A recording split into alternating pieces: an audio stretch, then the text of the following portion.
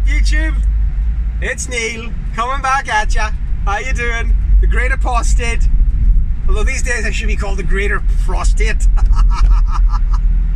That's right, because my prostate's huge. It's like a honeydew melon. Peeing 4 times a night. That's not true. It's not true. I do pee more, but then I drink a lot more Coke. So, you know, 6 of one, half a dozen of the other. The Great Prostate. That's terrible. It would be bad if it were true. But anyway, so I just wanted to say hi. Thank you so much for all the kind comments that I got recently for my last video. Such love out there. I could feel the love tonight. Can you feel the love tonight? I can, and I felt it that night. I felt a lot of love. Very decent of you. 4 downvotes, 4 Rogans down, and 150 something up. So kind. YouTube demonetized it, of course, as they do, because I don't know. So, you know, if people think I'm living large on that YouTube money, I think I got $3. It doesn't matter. I'm working Saturday today. I'm out cleaning carpets. Very busy, which you can't complain, but I'm gonna. Too much work. I need a rest. But so what? Just keep on going. I keep on trucking. The kids need fed. And that's good. It's good that they need fed. My kids need to eat. But no, I was, as you know, I'm not doing too much about the Jehovah's Witnesses anymore. I find them a very meek bunch. Very boring. Hiding. Not really getting into big, long debates or discussions anymore. You know, remember those days when you were a kid? I was this kid, you know, I would be buying those old brochures with my pocket money, placing them in school for free because I wanted you to be saved. We didn't say saved, but that's what I meant. Rescued, perhaps? I remember sitting, reading the Reasoning from the Scriptures book, a book that, although wrong, I still think is actually an excellent idea. You know, the idea that you could have a whole bunch of questions and that somebody could just hit you with the biblical answer for them, I think is an excellent idea. Of course, now, you know, I disagree far too much, no matter what sect or mainstream religion printed one.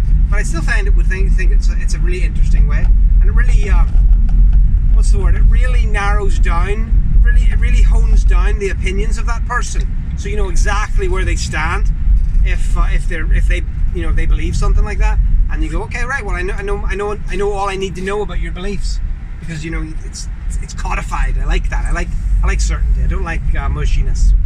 My mum and dad go to a church, and the minister is a guy called George Hillary, and I like him very much. He is a lovely man. He's an older guy now. He's getting on to retirement, and but he's a real genuine guy. So I got a lot of time for George.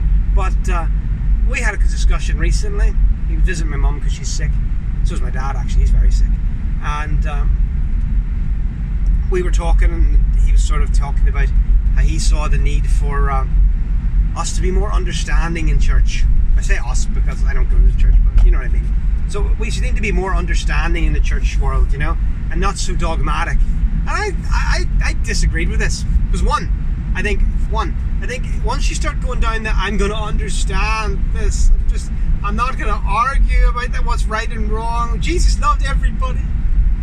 You know, once you get into that airy-fairy Episcopalian New Age Christianity, I think you rarely run into the risk of becoming a moral relativist. You know, it's a very short line between saying, oh, we're not going to judge you for your sins, to saying there's no such thing as sin at all. And I really disagree with that.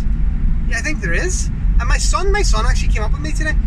Yesterday we were having Chinese, and I don't know where the word came, but my daughter was talking about shame, and Daniel went, oh, shame's a bad thing. He's only 8. And I was like, Daniel, shame's not a bad thing. And he went, what? I said, no, shame makes you feel bad because you did something wrong, mate. I said, shame's your internal radar. It's your asshole radar. It's telling you when you're in the wrong. I said, that's a brilliant thing. You know, all you got to do is make sure that, one, you're not feeling overly shameful about stuff that, you know, you can't control, so you beat yourself up too much, or that, you know, you just detune it, desensitize yourself so much that you're shameless. And we all know where that goes. Go watch the TV show Shameless. The British one's worse than the American one, I think. But you know, you get the idea. Shame's not a bad thing. You gotta have that little voice, Diminy Cricket on your shoulder, telling you, hey, do you think it was right to sleep with that woman, married man? Hey, put down that crack pipe. Leave the hose alone! I know, it sounds terrible. But no, such is life. It's not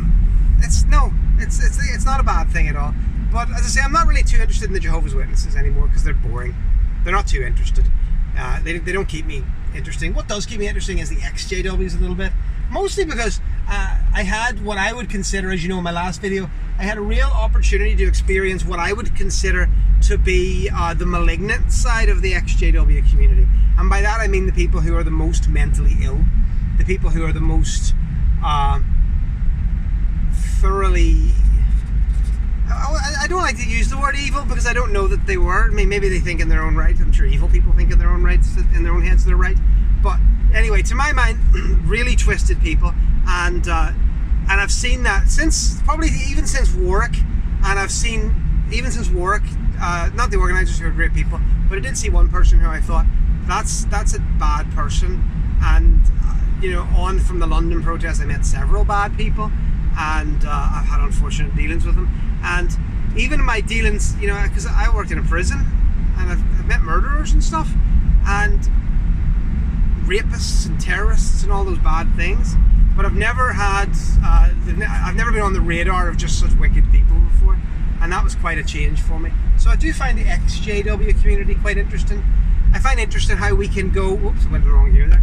I find it interesting how ex-Jehovah's Witnesses can move so far away from their old cult and yet stay so close to the closed-minded ways that we had in the past.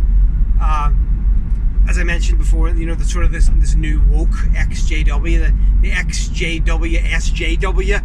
That's good. I can copyright that, you know. And they say, oh no, cults are wrong, religions are wrong. Fuck you if you disagree. Oh, okay. Thanks for that. Glad you're not dogmatic or any way cult-like, buddy. You know, and I do see that a lot, which makes me kind of sad. But I don't know. I don't know how that's going to play itself out in the long term. I do think that it's got some legs to go yet, because their governments are supporting it. The governments are supporting that worldwide, and while they support it, people are just going to continue to do it. What you really need to do, is sort of have a society where we can all get together and just say, you know, oh, don't be a little bitch, you know, when people are acting like little bitches, and move on from that. But I don't see how that's going to continue. But we can keep on trying, you know. So I'm going to end this video with that motto: don't be a little bitch. SJWs. Go out and work. Enjoy your day. It's a rainy day here, a little bit rainier, but I'm having a great day. My kids are doing well, and once again, thank you for all the kind messages and love and support I got in my last video. You guys are awesome. You're my EXJW buddies, and I hope you're all doing fine. Take care. Bye bye.